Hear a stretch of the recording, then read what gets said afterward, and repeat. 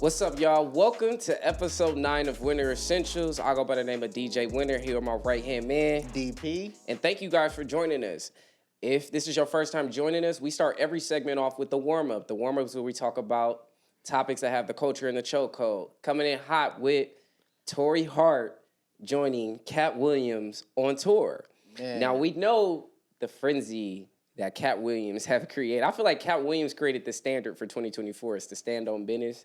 And mean what you say. He definitely set the tone. He definitely set the tone. Yeah. And mean what you say and say what you mean and come with receipts. Yeah. Right? You know what I'm saying? Yeah. So we gonna talk about this Torrei Hart going on tour with him. And, you know, I think it's crazy. You know, I can only imagine what Kevin Hart is feeling. I know he just like, damn, like, I know he has to be afraid of things being leaked even more, you know what I mean? Because Katt Williams already referred to him as a plant in the industry. Yeah, you know, that was crazy. That is crazy. But, you know, after the news broke that Torrei will be joining Katt Williams on this tour, you know, Kevin responded and just said, he took the diplomatic approach and said, I just want to see everybody win. Yeah. But But deep down, I know that nigga at home punching the air, though. I know he got to be hot, and I know he got to be like, yo, like, that ain't cool. I know he gonna have a conversation about her. Like, man, can you just keep my name, you know, out of your mouth during this tour, out of these segments? And I think that's crazy. NDA. I mean, I'm pretty sure she's on an NDA or something to where she can't really speak on Kevin too much. You know, like, but especially in public. Right, but how crazy would it be though if she did like talk about some of the shit she know? Oh yeah. That would be crazy, but I don't think she is. Yeah, she's not gonna do that. We already seen how Kevin played those the court games with the Tasha K interview from his ex-assistant. And, right.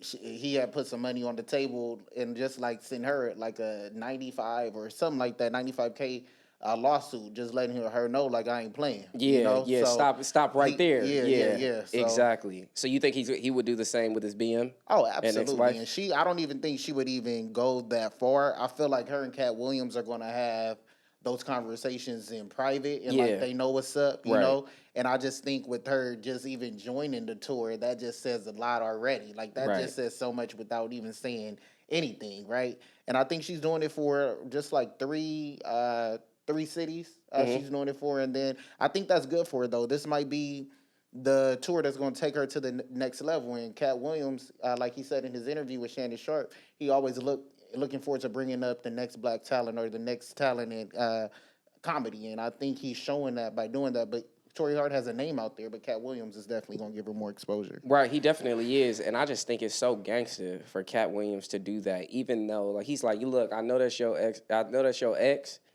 but you cold within this comedy thing, and I see something in you that I'm not even going to allow how I feel about your ex to refrain you from getting to fulfilling this comedy dream of yours. And I think that's powerful. They probably have the same feelings towards Kevin Hart. I don't know. I don't know. You want to know why? Because she in an interview, she basically was like, excuse me, thank you. Damn, y'all, my allergies. In the interview, she was just like, you know, at the end of the day, that's my baby daddy. And they asked her, like, would you go on tour with Kevin? She was like, hell yeah, he just got a planet. Yeah. And I respect. So it made me feel like, okay, there's no animosity on her end. Granted, I'm sure there's some things that he did in the past that, like, you know what I'm saying, she's still, you know, she's forgiven but haven't forgotten. But we can't lie. This looks like an op-up. Like, you know. Oh, this is definitely an op-up, but I'm here for that. But look, I'm usually not for op-ups, but I'm here for this op-up though. Yeah, no, I think it's good, and it's bringing kind of like that. It's kind of like beef. You know, it's beef and it's in comedy, and it's just showing how people are choosing sides and people feel a certain way. But you know, I do understand what Kevin is saying, though. I want everybody to win because that's how I feel too, you know. But I want Katt Williams. So you want everybody to win. So would you want if you were in Kevin's shoes, you would be okay with your ex-wife, you know, going on tour with your op? I mean, do you? Absolutely. I mean, shit. Like, you know, what that got to do with me? It has a lot to do with you because you know a lot of information. She might be his informant. Well, look, like I said, she signed to an NDA, so she can only say so much. I'm pretty sure she's on an NDA. So I don't know. I can't see her signing no NDA for some reason. I mean, that's his baby's mother. And then for them to get to a place where they can co-parent and things like that, I'm pretty sure it's some type of like, you know, agreement there But to where they wouldn't speak on each other, especially in the public. Right. And let's stay right here on this Katt Williams topic, DP, because, you know, I just think it's really interesting after the dust is settled, right? No one has still came out and said anything he said was false. They haven't said it was false, but they definitely responded, and that just makes you think, like, you know, Katt Williams, he's shaking the table. Yeah, like, and you know what, he has ruffled some feathers. Yeah, he's definitely, you know, like I said, setting the tone for the year. He let niggas know, like, don't play with me. Play with me if you want to, because I will go there. Yeah, I'm not the one, or the two, or the three. I will go there, nigga. So that's wild. Yeah. Let us know in the comments what y'all think about Torrei Hart going on tour with Katt Williams. If Inglewood is one of the cities. It is. Oh, damn, bro. I think he at the YouTube Theater. Oh, bro, we there. Yeah, we got to get there. some tickets. It's in May. It's in May, right? Yeah, we there. We there. We supporting for sure. Off top. We pulling up. Next on the warm-up, we have Mos Def, also known as what? Yaheem? Nah, wait. Yasin? Taheem, babe? I don't know, man. I want to no disrespect. You feel me? But Mos Def. Mos Def, okay. You feel me? Who is formerly known, not formerly known, who is, he comes from a time, you guys, where, you know, his era of hip-hop was kind of like conscious rap, you know what I'm saying? Like rap to bring awareness to things, rap for change, all that stuff, right? He was recently asked, you know, does he consider Drake to be a hip hop artist? Let's play the clip. You want to play the clip? You have the clip? Yeah. Okay, play it. Yeah. Like, is Drake hip hop? It's the pause for me. Drake is pop to me, in the sense like if I was in Target in Houston and I heard a Drake song, it feels like a lot of his music is compatible with shopping.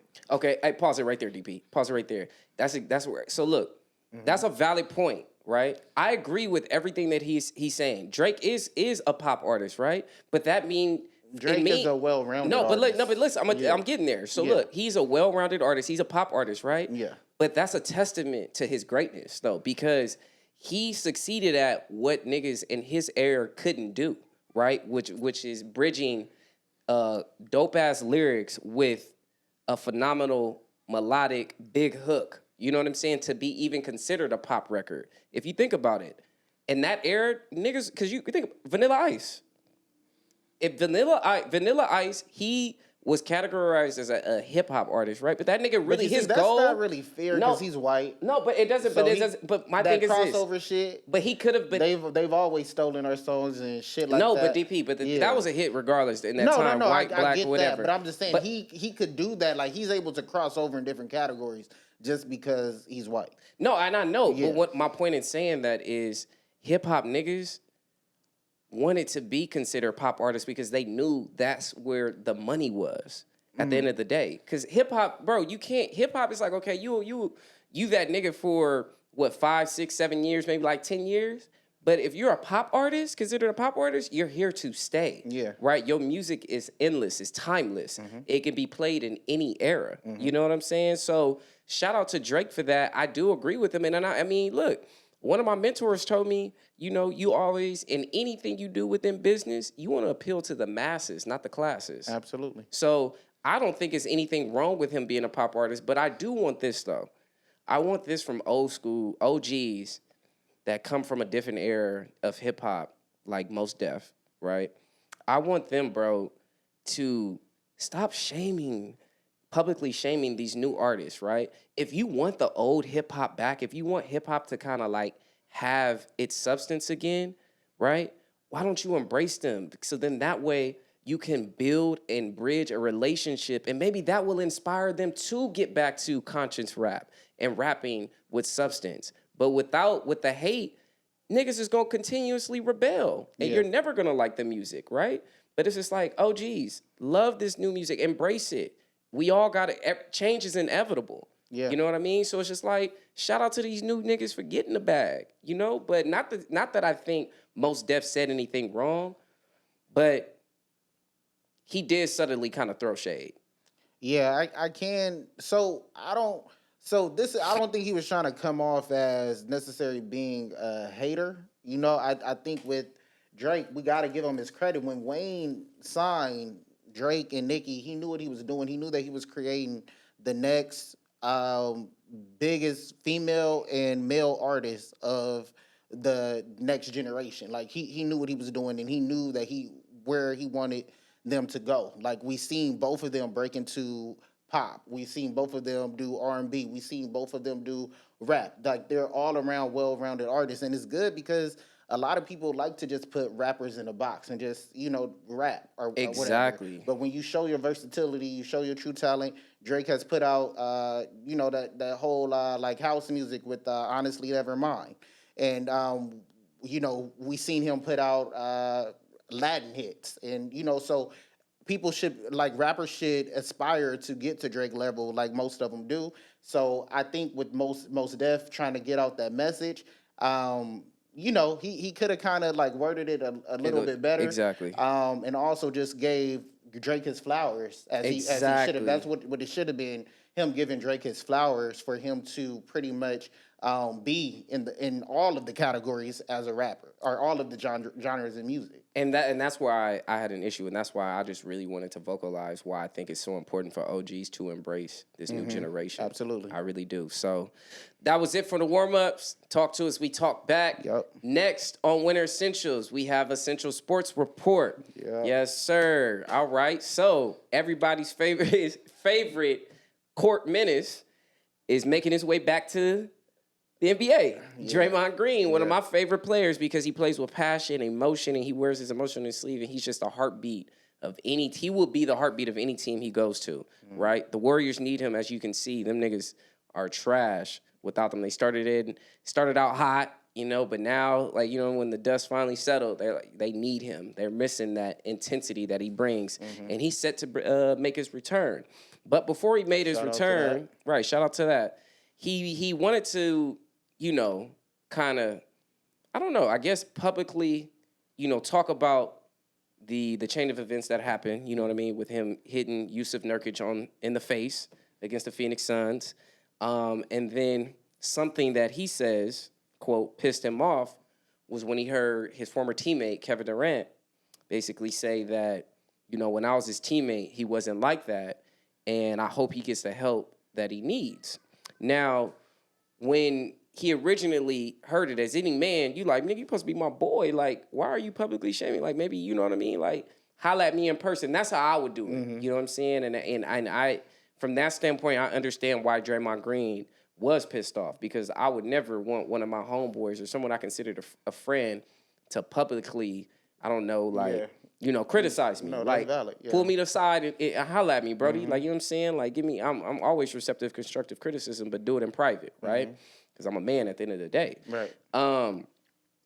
So long story short, as he was, going through his process of healing and reflecting, he realized that this was his opportunity to show that he is not the same Draymond Green from 2017, and he has changed for the better, right? And he has grown from the situation, and basically finding the silver lining and the positive out of what Kevin Durant was saying rather than the negative. Like, yo, don't be afraid to go get help, right? And I thought that was powerful. And I was just like, yo, okay, Draymond Green, he finally gets it. He's woke. Like, we about to see a different version of Draymond Green. And I'm here for it, bro. And I'm excited, and I'm going to support this nigga as he continues to be in the NBA. He continues to play throughout his career, shit, even with him, just his media. I'm always going to support him because one thing he's been, I feel like, is real, right? And at the end of the day, this man is a 4-time NBA champion, multimillionaire, but he's human. It's okay for him to make mistakes, right? As a man, he's learning how to channel his emotions. He's learning how to not wear his emotions on his sleeve, not to be less passionate, to not, to filter those things. And I really commend him for that, for publicly saying that, because he didn't have to go in depth about his reflecting process, right? So he kind of like gave us an exclusive on his Money Green podcast. But for him to share that, I hope, young athletes are watching and just, they take a page out of his book. When people are giving you constructive criticism, sometimes they're doing it, they may not do it how you want them to do it, but you still have to find the good in it and really reflect. So then that way you can keep yourself from blocking your own blessings. Yeah. No, and I think when it comes to holding your brother accountable and also so in the business that they're in, we understand that journalists and reporters will throw questions at the players to kind of like, get a certain response or see how they'll respond. And Kevin Durant, he kind of like took the bait per se, and I think with him responding in a way where he was telling Draymond he hopes that he gets the help that he needs, or kind of holding him accountable from the way that he's been playing. Because let's be honest, it has been reckless. The flagrant fouls, his suspension was warranted, just like Steve Kerr said. So I believe when it comes to them speaking on it, I think he probably did have that conversation with Draymond already. So he probably felt it was okay for him to speak on it in an interview or getting the question asked to him. So I don't necessarily think we can like put Kevin Durant to the fire for that. And I think it all came from a good place. And hopefully Draymond is kind of reevaluating and kind of seeking maybe outside therapy or therapy within the NBA to kind of figure out like what is going on. And I get what you're saying, like with the aggressiveness and intensity and all of that, but it also comes to a time to play responsibly. And I think that's where immaturity, and that's where he was lacking. Nah, and definitely, and I think he was just, projecting, his passion the wrong way. Right, like hitting niggas in the face. That's not a part of the game. We don't like anything dirty a part of the game. Now, screaming at the crowd, engaging with the crowd, and making your teammates, what I'm saying, cheering them on, aggressive. Like that's cool, but hitting niggas in the face, that's a no go. But I'm excited to see this new version of Draymond Green. Now, I just hope he don't lose his intensity and passion for basketball. Now, I hope he modifies his intensity and passion so it doesn't come off reckless, like you said, towards, his colleagues around the NBA. Right. Because at the end of the day, we all men. You know what I mean? So no grown-ass man deserves to be hit in the face by another grown-ass man. Facts. There's no way you can slice that for being okay. Next, on Essential Sports Report, America's team let us down again. NFL playoffs started this past weekend, and a team that, everyone thought had, Super Bowl potential, laid a big old goose egg, my nigga. The Dallas Cowboys were embarrassed, right, by the Green Bay Packers. They lost 48 to we need that womp, 32. Womp. Yes. Womp, womp, womp to Cowboy Nation. Wow. I don't even know where to even start by this, but I know Jerry Jones, like he said in the interview, I am floored. Anytime a white person say they are floored, that means some changes is about to happen. Pissed. That nigga is pissed. he couldn't find the words. He is livid. He is furious, okay? In other words, you niggas better watch out. Yeah, because nobody's safe. You feel me? Nobody is safe. So, now, I don't know, the team just looked unprepared. They didn't look engaged. They didn't look like their head coach rallied them, had them motivated for the playoff game. They approached that game, bro, like it was week 19, like it was just any other week. You know what I mean? And they got their asses handled, starting with the defense. The Dallas Cowboy defense was pretty solid all year. They were really actually pretty cool.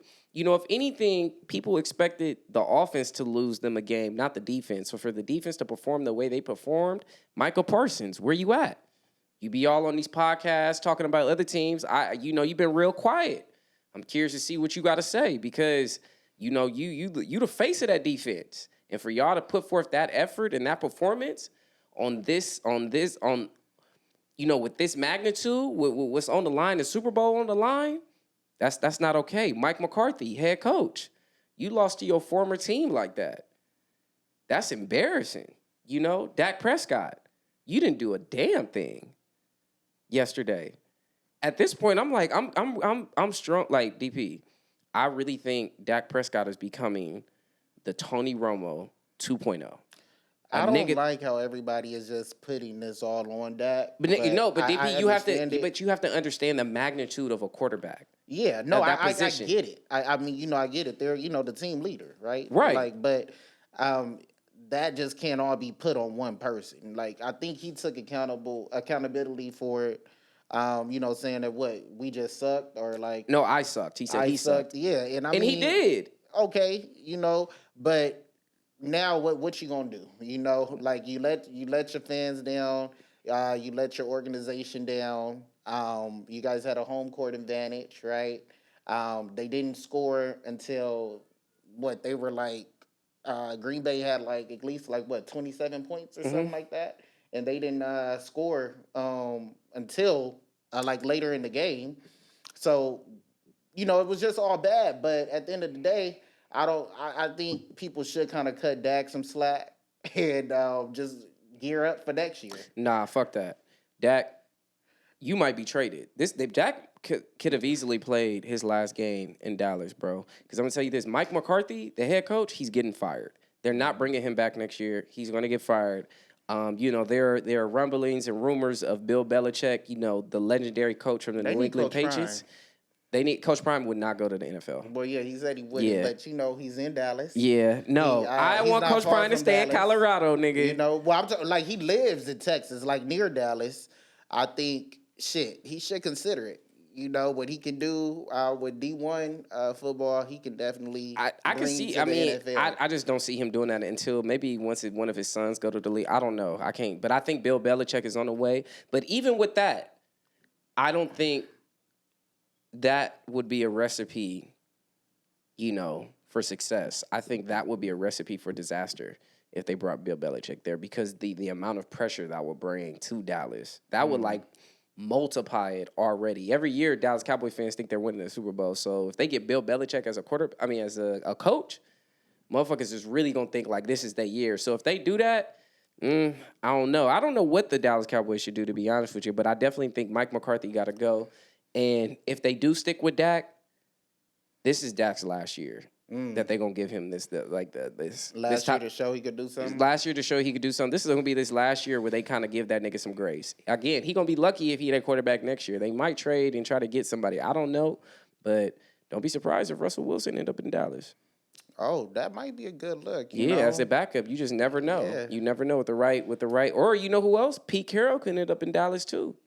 We don't know. You know what I mean? But that was it for Essential Sports Report. Talk to us. We talk back. Next, we got DP pulling your card. Talk to me, DP. Yeah, so we pulling some cards. So today we got 2 cards we pulling. We pulling a yellow on my behalf. And I want you to kind of lead. We're introducing Bootleg Kev and NBA YoungBoy had a sit down at NBA YoungBoy's estate in Utah at Grave Digger Mountain, you know, and they had a conversation. And right at the first conversation, actually, let me play that clip first, and then I want you to.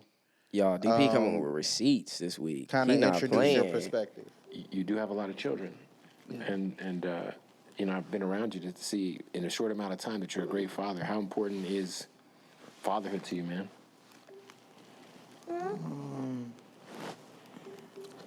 Not really big on it, to be honest.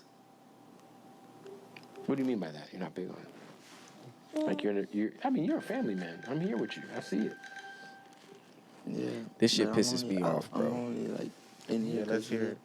Oh, well, I don't believe it's you. It's a crazy topic because I'm not the type like to sugarcoat nothing. But I'm 4 walls all day, every day. When you say 4 walls, you mean locked in? Yeah. Just honed in on the music? Okay. Can I go first? Yeah, exactly. I want you to introduce your take on this interview here. My take is this: NBA YoungBoy, you get the biggest fucking red that we can ever give somebody, because at the end of the day, that, like, first and foremost, like, we really need to, like, niggas with mental health issues, I feel like before you conceive a child that didn't ask to be here, you really need to sit in your four walls and really check to see if, like, I can be the role model for this kid that didn't ask to be here. That's one, right? Two, my second issue with this, I got three. Second issue with this is NBA YoungBoy, you and your team should know the power that you have, the power of influence that you have with a cult following. That majority of it is the youth, right? So just think about, 20% of those black boys, black young men that hear you say something like this and think this shit is okay and this shit is cool. I have a problem with that. You know what I mean? Because it's like, nigga, it's already enough with, black men's presence being lacked in their children's life. Like, I take that shit so seriously because, bro, like, I know my situation. I was so blessed to have my father, you know what I mean, in my life. And if I didn't have my father, bro, I wouldn't be where I am now. If I didn't have the father figures in my life, my uncles and, cousins and all that shit, like, I wouldn't be where I am now. So for you to have 11 children and you are willingly choosing to not really... He got 11? Yeah, he got 11 kids. And willingly choosing that you're not, like, you're okay with not being present, I have an issue with that, bro. Niggas like that, bro, shouldn't be able to conceive a child, bro, because he's enhancing those generational curses. He's enhancing this narrative, this stereotype of black men not being present in their children's lives. Like, I have an issue with that. And then I also have an issue with Bootleg Kev. If I had to give out another red card, I'm going to give it to his ass. Because at the end of the day, as the interviewer, bro, you got to stand for what's right and not for what's clickbait. You know what I mean? Don't be afraid to hold niggas that you interview accountable. Don't be afraid to express how you really feel. Because had that been Gilly, a man who just lost his child, he would have checked NBA YoungBoy immediately. Wallow would have been like, hold on, youngster, that ain't the way to be. You got to be like this, woo, woo, woo, woo, woo. So it's like culture vultures like Bootleg Kev interviewing, you know what I'm saying, our rappers, our stars, our superstars, and allowing them to play this fool and to like publicly glorify it. I have an issue with that, dog, because it's like you in this shit just for what it is. This is just a job for you. Like, you're not trying to enhance the culture, but it's okay because that's what we here for. You know what I mean? But I gotta give NBA YoungBoy the red card for that. There's no way you can slice that, nigga, because not being a present father when you have kids, nigga, that's some sucker shit. And, I do agree with the statements that you have made when it comes to being a black father and how the narrative around black fathers isn't necessarily positive. And with him being a public figure and his response, he's kind of like enhancing or adding on to that narrative and making young men think that that's okay. But, I kind of look at the actions as well, not just hearing the message, right? So as I'm looking at the interview, I see one of his kids, his son, is right there with them during the interview. And yeah, he may has plenty of kids that don't live in the same house with them, but we also don't know that dynamic between him and the baby mothers as well too. So I kind of go off what I see as well, and like with that symbolism with his child being right there in the interview, even Bootleg Kev was able to acknowledge him being a present father in that moment, and with him seeing him, with him being at his house, right? So I kind of think maybe NBA YoungBoy was going with a little bit of a troll too, like he kind of feel like people already have a certain narrative about him, so he's probably just going to play on with that and just be like, just think what you want to think, So I don't really take too much of that for actual reality. But I don't know about the other kids that are with the baby mothers, but I seen how he was interacting in the interview. And I did want to point out when it comes to Bootleg Kev and his way of leading the interview, I felt like that was kind of lacking. He could have came a little bit more prepared. I feel like it was more so, and that was the first interview I watched from Bootleg Kev, so maybe that's his style, where it's just like chill, but it wasn't really thought out questions, and the questions didn't really deliver to me where it can be those kind of reasonable answers. So I don't know. I think that kind of needed improvement as well too. And he also needs to realize when it comes to asking questions about fatherhood with him being white, he has to kind of check his privilege in a sense. Even though I don't think he necessarily came off harsh with the question, right? I think his intent was there, but he just has to be conscious of the fact that he's not black and the narrative around black how much weight that question holds. So that's why I would issue a yellow on it, just because I felt the questions kind of lacked substance. Yeah, substance. And YB, we seen what he was doing present as a father, and he's home all the time with his children. So, and I respect that. You know what I mean? And from my stance, it's just like, bro, I can't. Just because your son was right there, I can't give you grace for that, for what you say publicly. You know what I'm saying? Because you still got 10 other kids, right? I don't know how old his oldest kid is, but if they are old enough and they are old, and say, what if they're like a young teenager and they're on social media and they daddy is NBA YoungBoy and they hear they daddy say some shit like that? That's fucked up. We know that he can't go visit his kids because he's on house arrest, right? But it's even before that though. I feel like he wasn't. Well, before that, if we watch his videos and things like that, we see his children being videos with them. We see his kids when he was active on Instagram. He's always had children around him. Whether they were all there at the same time, I don't know. But like, as I've been seeing YoungBoy throughout his career, I have seen him be around his children. No, and I get it, but saying that public, just saying that out loud, and then for Bootleg Kev, the internet is troll. No, but see, that's but internet trolls, and like they only gonna troll for what we're gullible on. Does that make sense? I get what you're saying, but the whole internet is a troll. Yeah, I think when people create certain narratives, let them live with that narrative. Yeah, I think that's what he was doing. But you can't play with fatherhood. No, I agree. You can't play with that's like the ultimate blessing. There's niggas that can't have kids that would die to be a kid. Die to be a parent. And that's why I was watching the actions instead of like hearing everything. What's that belief? None of what you hear and half of what you see. Yeah, exactly. Yeah. But shit, I had to believe what I heard on that one, because as soon as I saw he don't believe nigga, you got 11 kids. The fuck? Yeah. How could you say something like that? No, I get 11 kids probably gonna end up with 15 by the time he done. But that was it for pulling your card. Yep. I'm giving NBA YoungBoy a red and Bootleg Kev a red. DP, you giving?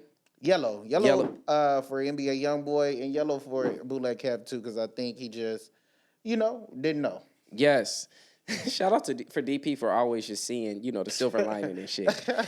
Next on Winter Essentials, we have Now Playing, because what's a playlist without the right essentials? Coming in first with 21 Savage. Yeah. Letter to My Brudda, a song off his newest album, American Dream. And let's talk about this album for a little bit, DP. This album, I've always been a 21 Savage fan from is it Issa, right? Issa. Yeah, Issa. Then to I Was, to the project he did with Metro Boomin, and to this project now. But this project is really my favorite just because 21 Savage is rapping with more substance, right? He's rapping with more substance. We're accustomed to 21 talking about ignorant shit like, murders, homicide, stunting on ex-bitches, et cetera, et cetera. You know what I mean? Bank account. Like, we all know his hits, but on this album, y'all, we got wealthy 21 Savage. We got family man 21 Savage. We got transparent 21 Savage. We got vulnerable 21 Savage.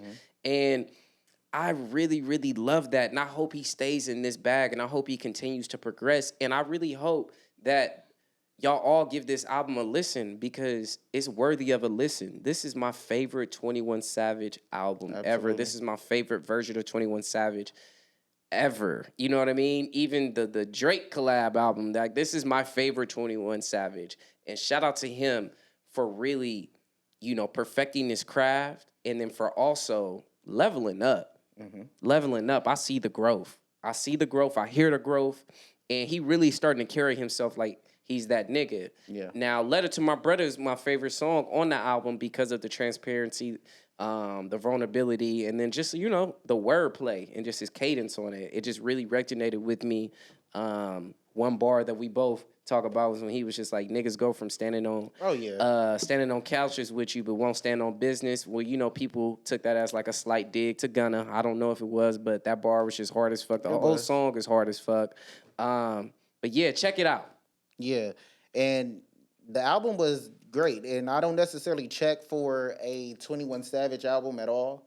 I usually just wait hear the hits or the singles, whenever I hear them. But this album, I'm happy that I actually downloaded and listened to. Cause it's a great album. Yeah, I think what was that? So Pink Friday 2 kind of set the tone for Substance. Yeah. Then we had Uzi putting out Red Moon towards the end of the year. That was also Substance. And now we got 2024, 2021 Savage. I think this was probably the biggest rap debut yet. Well, not a debut album, but his, project that he put out as a, big artist. And I think he's also following along on that path to Substance. And I fucked with Letter to My Brother. When 2022 hit, when they first had got indicted, YSL, and Gunna, Thugger, all of them, the whole camp, they were saying that it was alleged Atlanta rapper being an informant or giving tips, to the DA and everything about YSL. And they were claiming that to be 21 Savage. And we see how everything ended up playing out towards that end of the year when Gunna had got out and, he had gave his plea or whatever, took his deal. And that played out exactly how it did. And then 21 addressed Gunna in his song. Allegedly, we all know that it's Gunna, right? And I think that just shows. I don't know if he knows what's really going on within the camp. He has to know something for him to respond this way, because we already know that.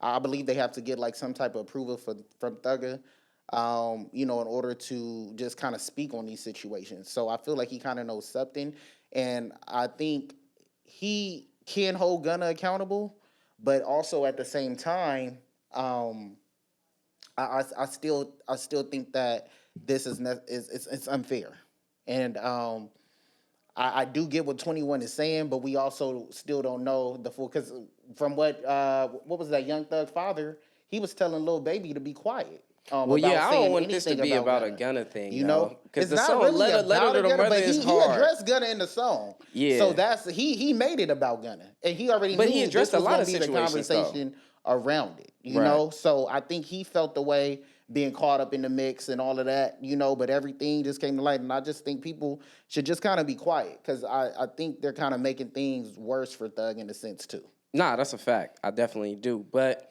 check out 21 Savage, Letter to My Brother, off his latest album, American Dream. Next on Now Playing, we have Folk Bats. Fresh out of Dallas. Yeah. You know what I'm saying? You talk about all them OGs setting the standard, you know what I'm saying, for this year to come. You know what I'm saying? Folk Bats is he's setting the standard for these new niggas. Fresh out of Dallas, hard as fuck. His voice is unique.